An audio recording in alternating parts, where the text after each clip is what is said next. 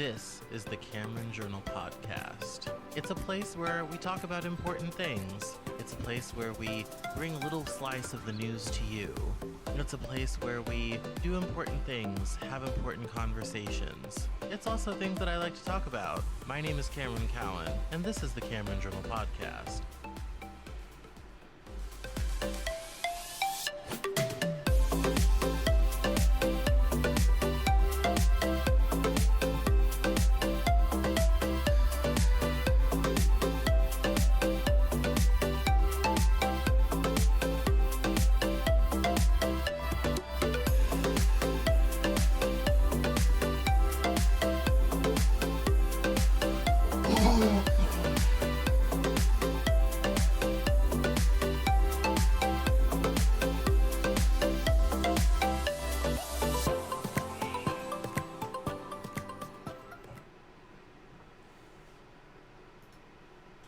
Hello everyone! Happy Monday! It's another week. Welcome to the Cameron Journal News Hour. My name is Cameron. The news this week has been interesting and difficult and all sorts of things. It's been a bit depressing at moments and times. I've been feeling it especially myself with what all has been going on, and there's just been a lot to process and to digest, and we're almost to the end of summer. It's July 31st today, and I'm getting ready to move. If you've been listening to this every week or watching every week, I am leaving Seattle at the beginning of September after Labor Day, and I'm moving on back to the East Coast, which I never thought I would do. I thought I was on the East Coast, but here we are. So,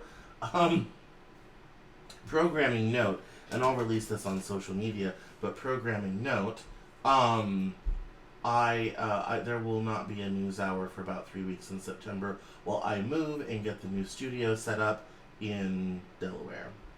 So, but it's going to be exciting. It's going to be a whole new thing. I'm excited to give the Mid-Atlantic a try once again. I'm super excited to be close to Washington and Baltimore and Philly and New York, and be able to access all those places without having to pay the prices it takes to live there. So that's all very very exciting. So we're really thrilled about that. So but the moving process has already started to begin. I was pulling some stuff out and pulling some stuff down this weekend, stuff that's kind of put away that I don't use that often, or is in permanent storage, and that was all kind of coming out. And so I was joking to be kind of like, oh no, it's starting, but it's good. It's all good, very important, we're making it happen, all this type of thing. But while I'm busy, you're going to have tons of stuff to read, watch, and listen to, including Season 3 of the Cameron Journal Podcast, which is a whole series on fashion, which is in production currently. I have tons of new interviews going out, so you will not be missing anything but this very news hour. So make sure to follow me on social media as I post my journey across the country. It's bound to be a lot of fun. So the first topic I want to talk about isn't tied to any particular news story. It is an observation that I have made. Now, as some of you might know, Elon Musk is switching Twitter's brand to X, and the new app icon came out for iPhone users over the weekend. Android users had it 3 or 4 days before. And the new bright sign in San Francisco is just annoying everyone because it, turns midnight into the noonday. And that's all fine. We talked about that last week. We knew that was coming. However, I have been very disturbed in the For You page, which is recommended stuff for people, that The levels of racism, Nazism, and anti-Semitism has seemed to go into hyperdrive. Now, when I originally observed this, I figured it was just me. I do news and politics. If you're in this business for long enough, you're gonna find people with those beliefs, and you get into some of these threads, and you're gonna have people saying this stuff.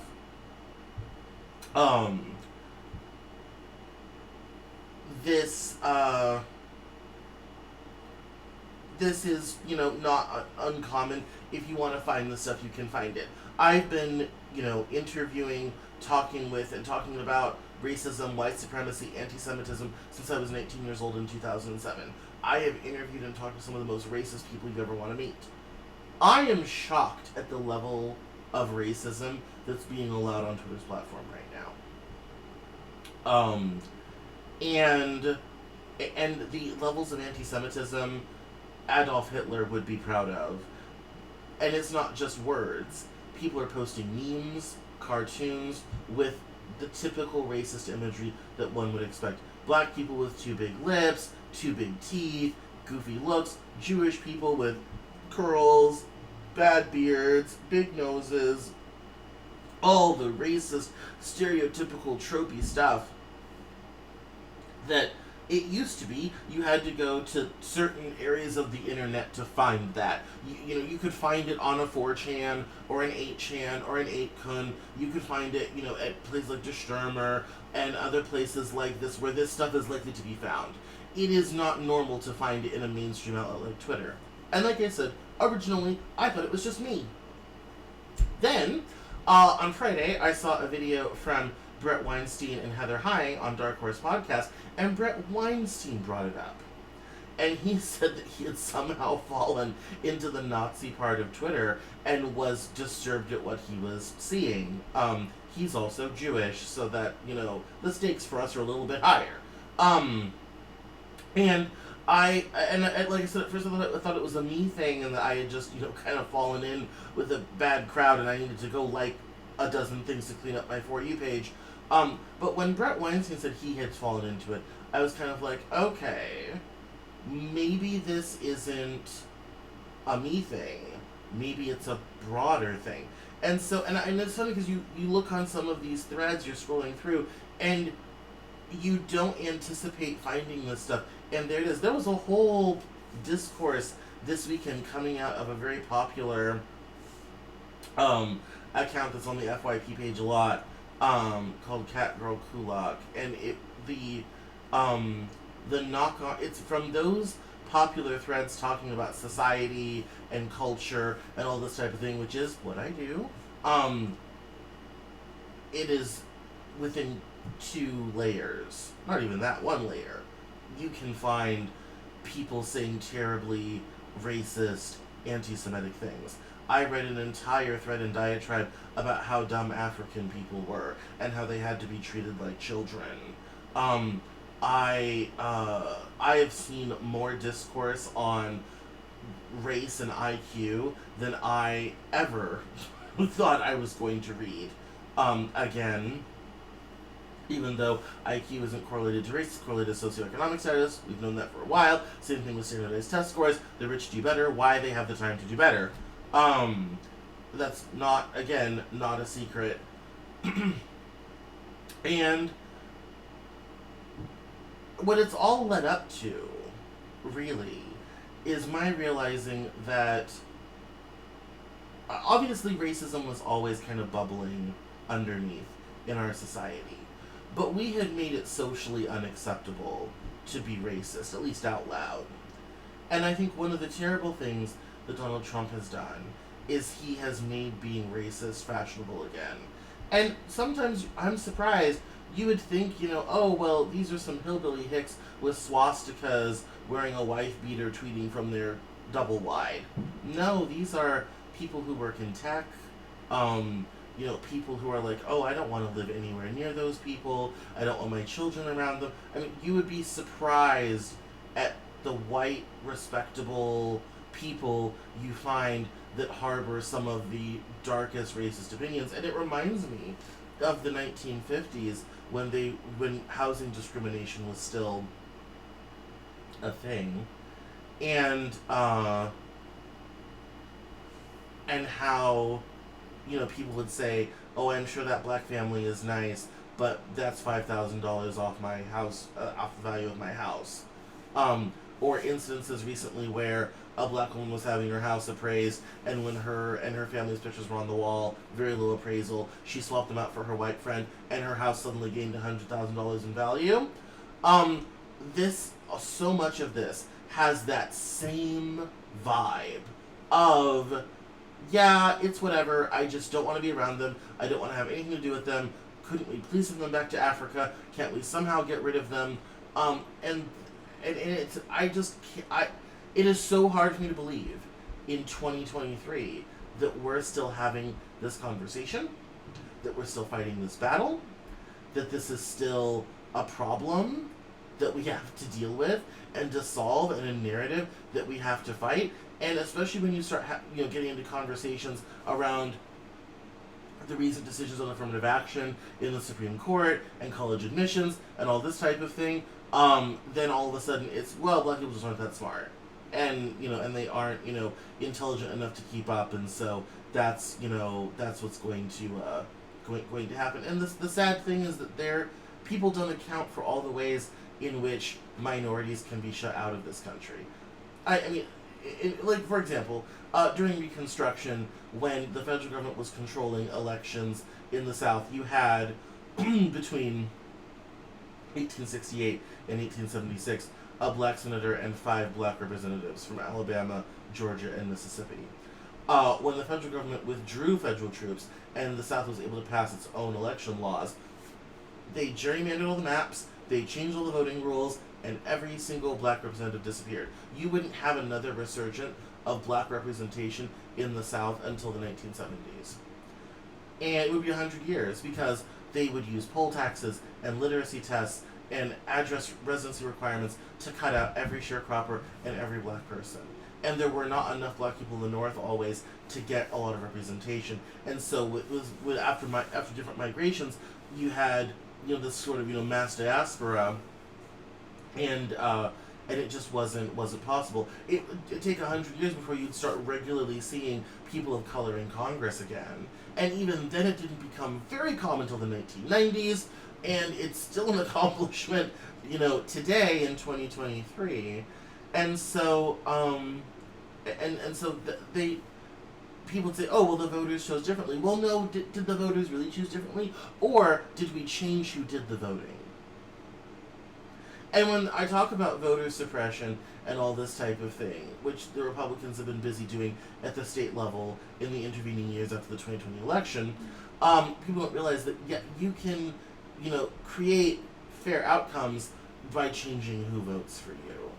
You gerrymander the maps, you create barriers to voting, you ban mail-in voting, you try you narrow the days for early voting, all this type of thing, and in that way you disenfranchise a portion of the electorate, and when you disenfranchise the portion of the electorate, the outcomes change. Now, is that outcome fair? Yes, in terms of that's what the ballots were counted and all this type of thing, but that still isn't a reflection of what possibly could have been if everyone who wanted to vote had an opportunity to vote. And unfortunately, when it comes to college admissions, the same thing is true.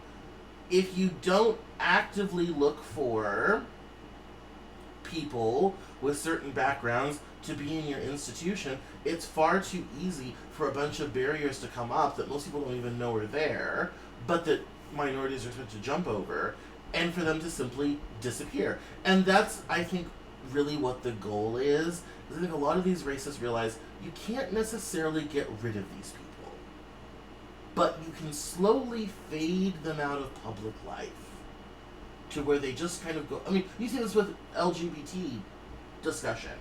Most people know that gay people and trans people exist. They do not want to deal with them in their everyday life. They don't want to see them on television, and they don't want to tell their children about it. End of. And so the idea is we don't We don't like you, but we don't want to see you. Just fade out, fade away, fade back into the background, back into the wallpaper where we know you exist, but we don't actually have to deal with you.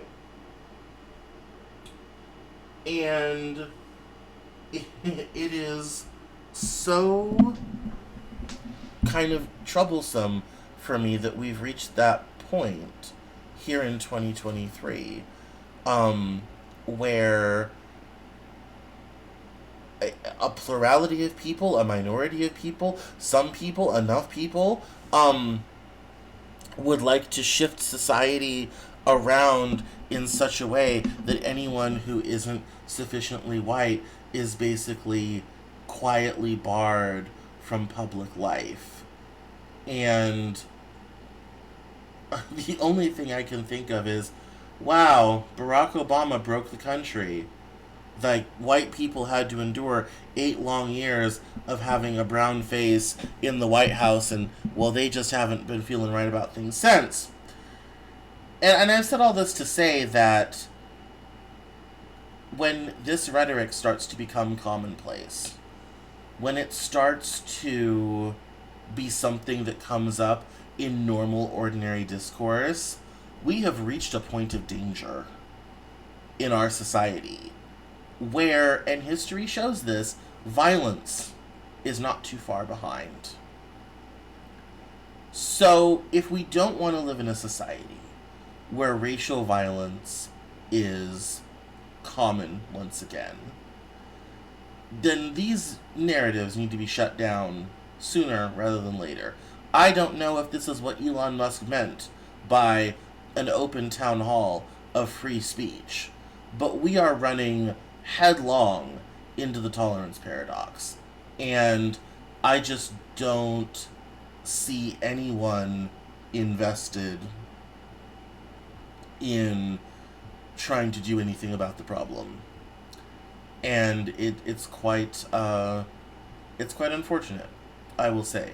And it saddens me, and it depresses me, and it makes me feel less than a person, less than a citizen, like my contributions don't matter.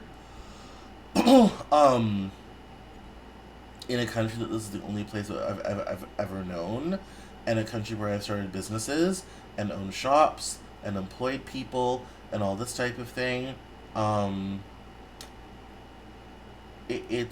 this is where, being a minority in a country sucks, even though we're not responsible for how we got here, and we're just, victims of a long arc of history, and we're here now, and all this sort of thing. This is the stuff that weighs on the brain that other people don't necessarily have to deal with. So, I've begun collecting some of this material from Twitter as a part of a project to expose this for what it is. I'll be posting that stuff when I have enough of it, and talking about, the power of images and symbology and all this type of thing. I guess if you're white, this is fine and none of this matters, and perhaps I've just spent the last 20 minutes complaining about nothing. But for someone, of color who contributes, it's very tough times. And it isn't, when people say, oh, the left, can't stand debate. Well, how are you going to debate when your very existence is at stake? You're arguing to be allowed to continue. By that very nature, you're not arguing as an equal. Your argument is hey, can I please continue to live in this country safely? That's not debate. That's asking for permission. There's no, you can't you can't have a reasonable debate about whether someone is allowed to live. That's a choice that people are going to make or not going to make. And there's not a whole lot that the rest of us can do about that. And I understand why a lot of people, left-leaning people, are leaving the Twitter platform for elsewhere. Because this is genuinely and truly toxic. And considering we already have a black violence problem, anti-black violence problem in this country, considering we already have synagogues that get shot and people who pay fees at synagogue for security to uh to uh to secure their synagogue against violence, the barrier for violence to begin is thin. And I just want to leave you with that thought as we continue on with the news, because I fear we are entering into quite dangerous times. So, on that cheery note, let's go to the news. I wanna let's bring the mood up, and we'll talk about Miss Swift and Swiftonomics. Um, this story from Bloomberg is is all about spending at live events and all this type of thing. Um, and in this it was in Bloomberg Opinion today. It says here, despite all the friendship bracelets and chant rituals, live event spending actually looks pretty tame compared to pre-pandemic levels. On an inflation adjusted basis, only live sporting events have experienced an increase, Jonathan Levine writes.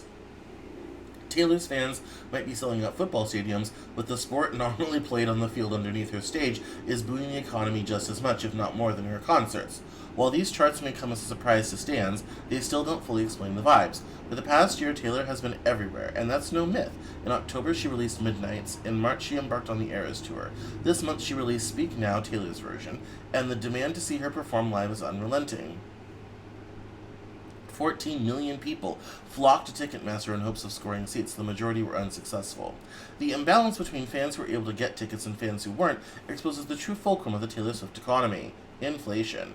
Pricing pressure has made it seem as if we're being more profligate than we used to be, but really we're gobbling up about the same quantities of tickets, Jonathan writes. While that might be the case, I'm not sure the data will protect Jonathan from receiving some hate mail from the Swifties. In honor of that, I penned some new lyrics to Dear John, written from the perspective of the post-COVID economy. We're not going to read through all that. The point being is that inflation is making it seem like we're doing more and the numbers are higher, but the reality is we're consuming the same amount, it just costs more. And this is the terrible cost of inflation.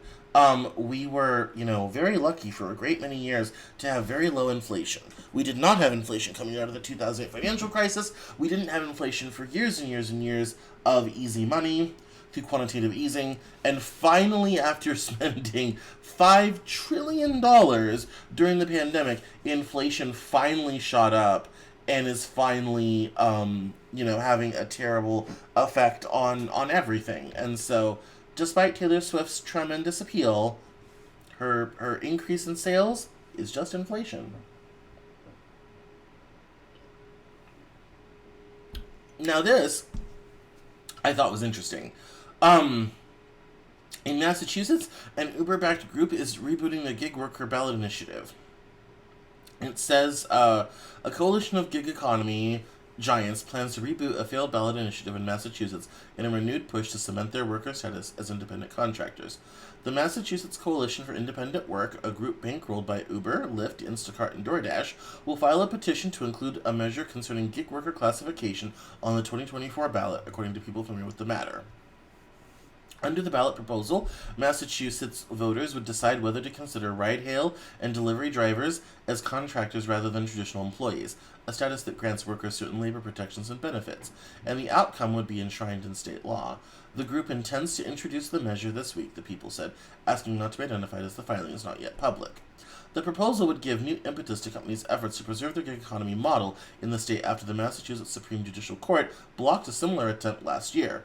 At the time, a 7-judge panel ruled that the initiative was unconstitutional because it included provisions that were unrelated to gig worker benefits, one of which was buried in obscure language that would shield app-based companies from third-party liability for accidents. The court struck the entire ballot measure down, contending that voters could be, quote, confused, misled, and deprived of a meaningful choice. The latest initiative would modify some of these provisions, though it's not yet clear if they would be removed altogether, according to the people. Employee classification has been a hot-button issue in recent years, as companies seek to limit costs and maximize flexibility. Workers who are considered independent contractors, and therefore are legally supposed to be subject to less control than full-fledged employees, are excluded from many traditional employment rights. Using contractors also saves companies costs, such as payroll tax that are required. App-based businesses have argued that the contractor model helps provide flexibility for staff and lower prices for customers, while labor advocates contend it deprives workers of protection against wage theft, union busting, and harassment.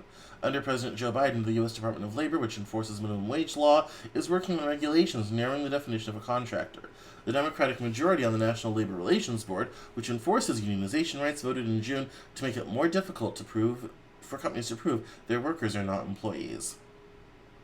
Enforcement agencies or judges could deem workers to be employees under federal laws, even if the state where they work considered them contractors. By getting workers confirmed as contractors at the state level, along with reducing the company's liability under state laws, could boost companies' clout in political battles over federal workplace classification, and prevent them from being forced to overhaul their business models.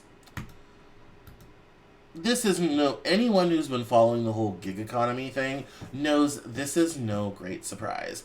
This is a conversation that has been going on since 2014, at least, if not a couple years earlier. Ever since these apps came on the scene and they started employing massive amount of people, this has been a problem. This has been a concern. This has been something people have been thinking about and working on. So I'm not at all surprised that this is a thing, and this is a fight that is ongoing. That is very reasonable to me. So no new news there. But it is interesting how they're fighting it at the state level, especially given how they lost out in California, which is an ongoing conversation.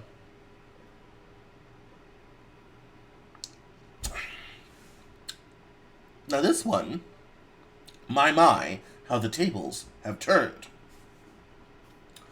Charles Koch-tied group seeks to block Trump from GOP nomination. A super political action committee with close ties to billionaire Charles Koch raised $78 million in the first half of 2023, money the group is using to try and prevent former President Donald Trump from becoming a Republican nominee. Americans for Prosperity Action received the bulk of its funding from two $25 million donations, according to its latest filing with the Federal Election Commission, one from Koch Industries and a second from Stand Together Chamber of Commerce, a political nonprofit that doesn't disclose its donors. The conservative group opposes Trump and has run ads saying his nomination will lead to Democratic President Joe Biden's re-election in 2024, and pointing out that under the former president, Republicans lost control of the three elected branches of government. It has spent less than $600,000 so far on digital and satellite ads attacking Trump, according to Ad Impact. The group has yet to back any of Trump's challengers for the nomination. The Super Political Action Committee also received $5 million from billionaires Rob Walton and Jim Walton, both heirs of Walmart, and Ron Cameron, a major GOP donor who supported Trump in 2020, gave $1 million. Americans for Prosperity Action spent $4 million and ended June with $75 million cash on hand. The substantial sum, which is more than twice as much as the Trump campaign raised in the second quarter, is a headwind for the former president as he seeks to return to the White House. Still, he remains the GOP frontrunner with 54% support in the Real Clear Politics average of polls. Trump is nearly 36 points ahead of second-place contender Florida Governor Ron DeSantis, who is the only other candidate polling in double digits. American for Prosperity's Action $78 million is part of a growing pile of Republican allied money seeking to defeat Trump. PACs allied with the anti-vax group Club for Growth have also been raising millions of dollars to look for an alternative to the GOP standard-bearer. Charles Koch and his late brother David, who died in 2019, have been some of the largest Republican donors in recent decades, but never warmed to Trump. The brothers' political network refused to financially back him as far back as 2016, which led the former president to call the Koch brothers a total joke and highly overrated. Americans for Prosperity Action spent more than $69 million in the 2022 midterms, with the vast majority of that money supporting Republican candidates, according to analysis from Open Secrets. Some of the biggest recipients of the group support were Georgia Senate candidate Herschel Walker and Mehmet Oz, who was running for Senate in Pennsylvania. Both were candidates that Trump endorsed. So it looks like Trump is increasingly souring many of the people in the GOP, and there's, active efforts to try to stop him from getting the nomination. Still, he's the front runner. And I don't, it seems like neither indictment nor legal trouble nor dark of night will prevent Trump from running in 24. Speaking of that, I did have a story here from the New York Times. The first New York Times Siena poll has Trump polling at 54%, DeSantis at 17, with Pence and Scott at 3, and Nikki Haley at 3, Ramaswamy at 2, and Chris Christie at 2%. So Trump is the outsized favorite for Republicans voting in the primary, and it's not even close. Even if it were just, even if Nikki Haley, Tim Scott, and Mike Pence all dropped out, and all those voters moved to DeSantis, that would only get him to 23%. Nobody's even close. It says here that Mr. Trump also held decisive advantages almost across every demographic group and region and in every ideological wing of the party, the survey found, as Republican voters waved away concerns about his escalating legal jeopardy. He led by wide margins among men and women, younger and older voters, moderates and conservatives, those who went to college and those who didn't, and in cities, suburbs, and rural areas. The poll shows that some of Mr. DeSantis' central campaign arguments, that he is more electable than Mr. Trump, and that he would govern more effectively, have so far failed to break through. Even Republicans motivated by the type of issues that have fueled Mr. DeSantis' rise, such as fighting the radical woke ideology, favored the former president. Overall, Mr. Trump led Mr. DeSantis 54% to 17%. No other candidate topped 3% support in the poll. Below those lopsided top-line figures were other ominous signs for Mr. DeSantis. He performed his weakest among some of the Republican Party's biggest and most influential constituencies. He earned only 9% support among voters at least 65 years old, and 13% of those without a college degree. Republicans who described themselves as very conservative favored Mr. Trump by a 50-point margin, 65% to 15%. All of this to say that despite... and it goes on for a long time about all of this. Despite Koch money, despite everything, Trump is still the outsized favorite, no matter how you want to cut it. Speaking of Mr. Trump and his legal issues, last week he also had new charges filed against him in the documents case. It says here the Office of the Special Counsel accused the former president of seeking to delete security camera footage at Mar-a-Lago. The manager of the property, Carlos de Oliveira, was also named as a new defendant. Federal prosecutors on Thursday added major accusations to an indictment charging former President Donald J. Trump with mishandling classified documents after he left office, presenting evidence that he told the property manager of Mar-a-Lago, his private club and residence in Florida, that he wanted security camera footage there to be deleted. The new accusations were revealed in a superseding indictment that named the property manager, Carlos de Oliveira, as a new defendant in the case. He's scheduled to be arraigned in Miami on Monday. The original indictment filed last month in the Southern District of Florida accused Mr. Trump of violating the Espionage Act by illegally holding onto 31 classified documents containing national defense information after he left office. It also charged Mr. Trump and Walt Nauta, one of his personal aides, with a conspiracy to obstruct the government's repeated attempts to reclaim the classified material. The revised indictment added 3 serious charges against Mr. Trump: attempting to alter, destroy, mutilate, or conceal evidence, inducing someone else to do so, and a new count under the Espionage Act related to a classified national security document that he showed to visitors at his golf club in Bedminster, New Jersey. The updated indictment was released on the same day that Mr. Trump's lawyers met in Washington with prosecutors in the Office of the Special Counsel, Jack Smith, to discuss a so-called target letter that Mr. Trump received this month, suggesting that he might soon face indictment in a case related to his efforts to overturn the results of the 2020 election. It served as a powerful reminder that the document's investigation is ongoing and could continue to yield additional evidence, new counts, and even new defendants. The story goes on for a while that when it came to the moving around of documents and boxes, Trump wanted security footage deleted so that it couldn't come up later on. And now, not only do they have some of the footage, but now indictments go ahead with all of that. So another fun one. Speaking of the 2020 election, another fun one is Rudy Giuliani. New York Times last week. Rudy Giuliani concedes he made false statements about Georgia election workers. Slow clap. Wow. It says Rudy Giuliani said he still, quote, had legal defenses in a case brought by 2 election workers who said he had defamed them, and as he asserted, the 2020 election was marred by fraud.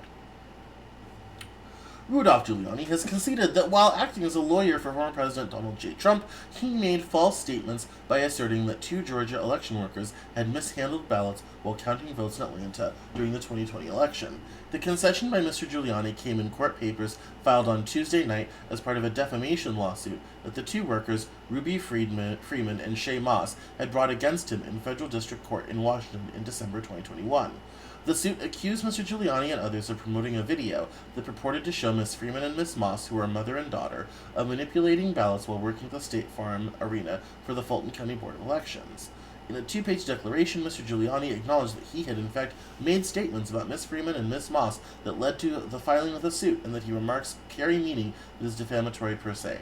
He also admitted that his statements were actionable and false, and that he no longer disputed the factual elements of liability the election workers had raised in their suits. But apparently, he's still going to defend himself, and this is just another in a long line of settlements about the lies around the 2020 election. They go on to mention the Fox News settlement and all this type of thing. The big lie is falling apart, and not a moment too soon, I might add.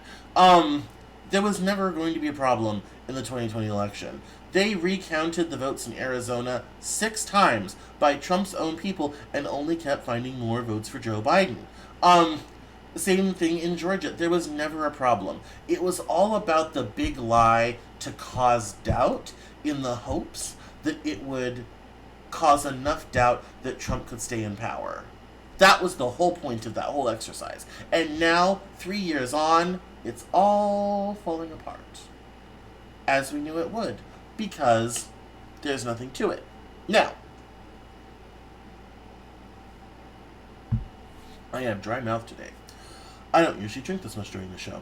Now, speaking of people who have legal troubles on their mind, we have the Hunter Biden situation. Says here, a judge has delayed Hunter Biden's plea deal. It says the president's son had an agreement with prosecutors to plead guilty to 2 misdemeanor tax charges and avoid prosecution on a gun charge. The judge overseeing the case demanded more information from both sides. And apparently this plea deal is on hold. It says, after moments of high drama in which the deal appeared headed towards collapse, the judge Mary Ellen Noreika of the Federal District Court in Wilmington, Delaware, sent the 2 sides back to try to work out modifications that would address her concerns and salvage the basic contours of the agreement. Under the proposed deal, Mr. Biden would have pled guilty to 2 tax misdemeanors and averted prosecution on a gun charge by enrolling in a 2-year diversion program for nonviolent offenders. Prosecutors and Mr. Biden's team both started the day confident that the proceeding would go smoothly and the judge would sign off on the deal immediately. As he entered the courtroom, Mr. Biden drew a deep breath and plunged forward to greet the prosecutors who investigated him for 5 years with handshakes and a smile. But Judge Noreika had other ideas, telling the 2 sides repeatedly that she had no intention of being, quote, a rubber stamp, and spending 3 hours sharply questioning them over nearly every detail. I cannot accept the plea agreement today, said Judge Noreika, who was nominated on the bench by President Trump in 2017 with the support of Delaware's 2 Democratic senators.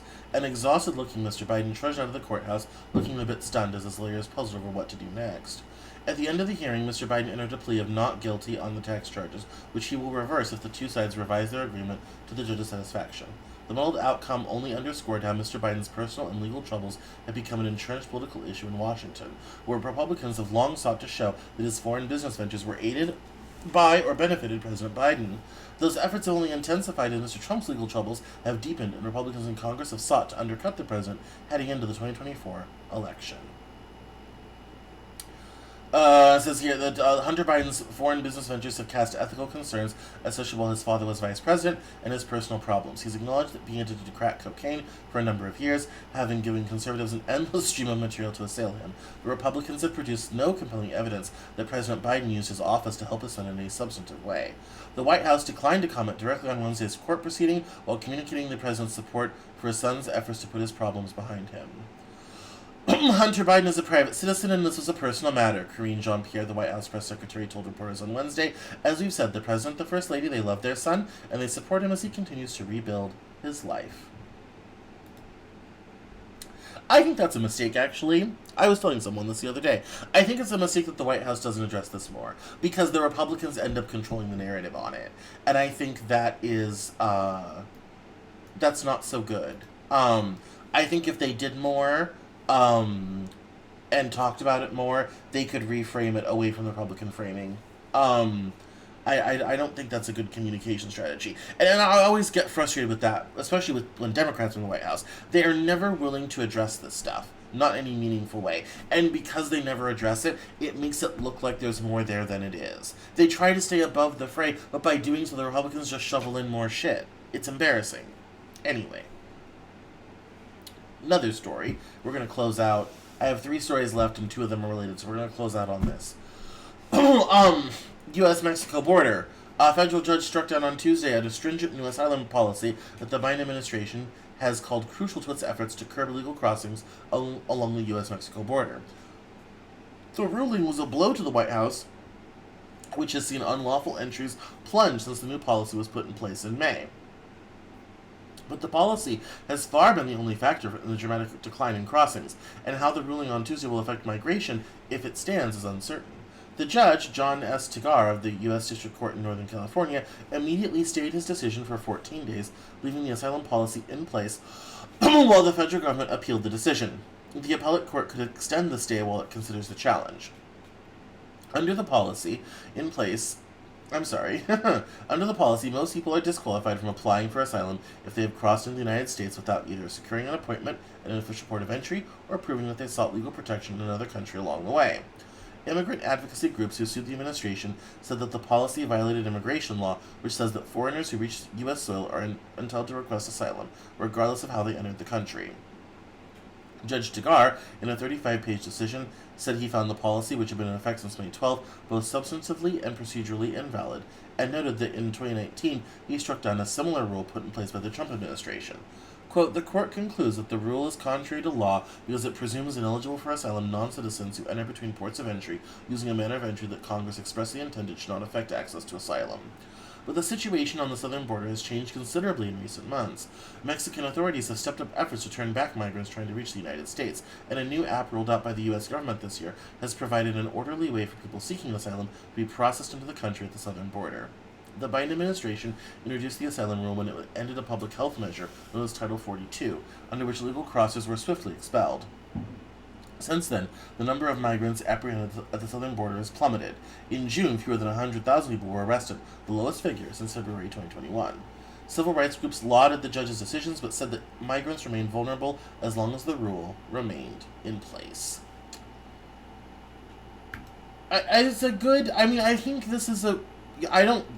think the judge is spot on in terms of his legal analysis. The law clearly says something different. However, it is good that this is happening and making the news because it shuts down the Republican narrative that the Biden administration isn't doing anything about the southern border. The reality is we are in a region of the planet where we have countries who are taken over by drug cartels, who are in terrible grinding poverty, and people are looking for opportunity. And they are willing to walk 3,000 miles through terrible conditions in order to reach America. There was a picture in that news story of people crossing the Rio Grande on an inflatable air mattress. And this, this is something that, whether we like it or not, we're going to have to come up with a way to not just pretend the problem doesn't exist or hope it goes away or say no crossings ever, but to actually deal with it in a real way. There's another legal wrangle happening at the border. Governor Abbott of Texas has put up buoys in the Rio Grande River with razor wire to stop immigrants from crossing, and the Biden administration is currently suing the state of Texas to get those removed. So the legal wrangling over what to do and how to deal with the southern border and the influx of people trying to get to the United States for a better life is significant. It's going to be ongoing. This will never go away until we actually address the problem and address our broken immigration system in a meaningful way. Final story has to do with interest rates and housing. Last week, the Federal Reserve raised interest rates to their highest level in 22 years and left the door open to further action as they continued their 16-month campaign to wrestle inflation lower by cooling the American economy.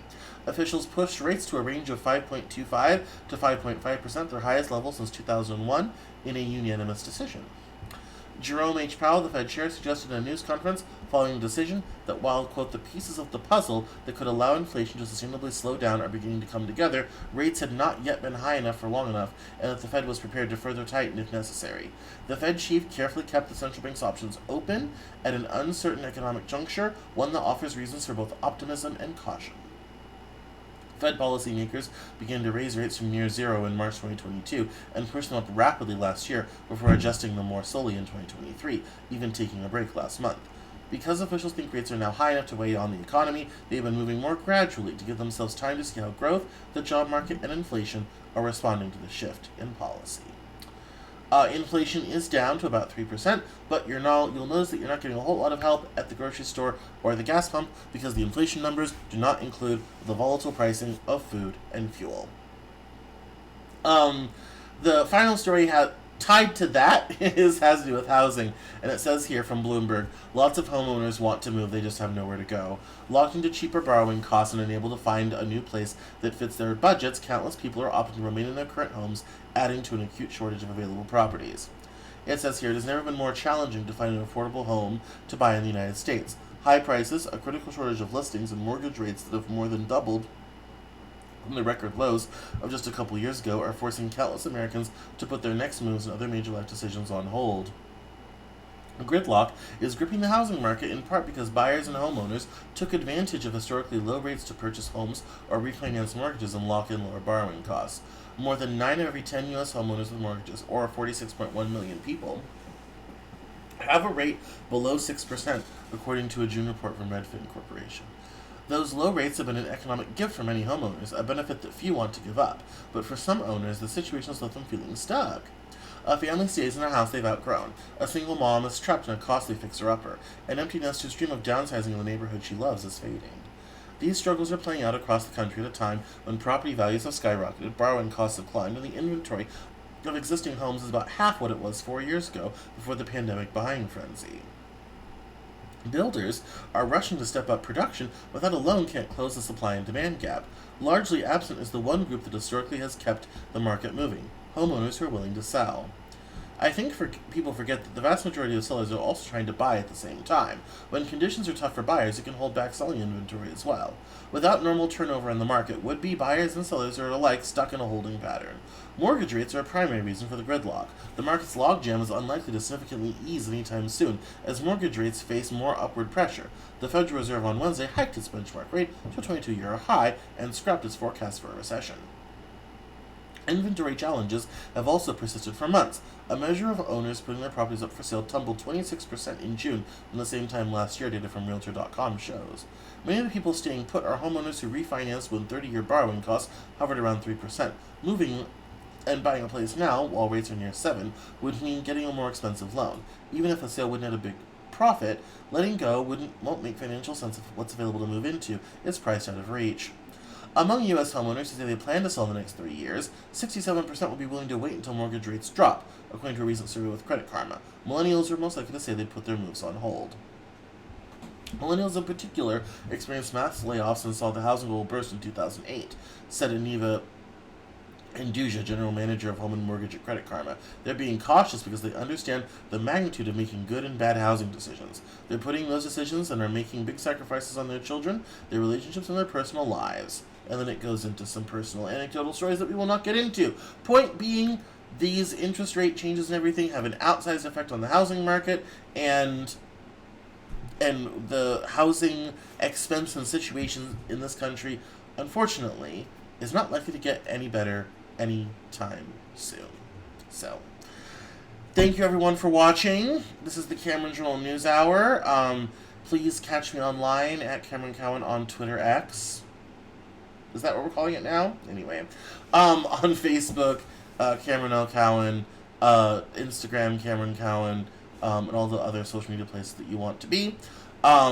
And also, go check out the Cameron Journal this week. We have lots of great new videos up, and there's a great new interview on leadership with Damon Lemby this week. He's super professional, wrote a great book, great interview, and those are out this week as well. So don't forget to like and subscribe if you're on YouTube, and if you're watching this on LinkedIn or Twitch or whatever have you, make sure to subscribe and get notifications for broadcasts every Monday at 5 p.m. So I will talk to you guys next week, and have a great week, everyone. Bye-bye now.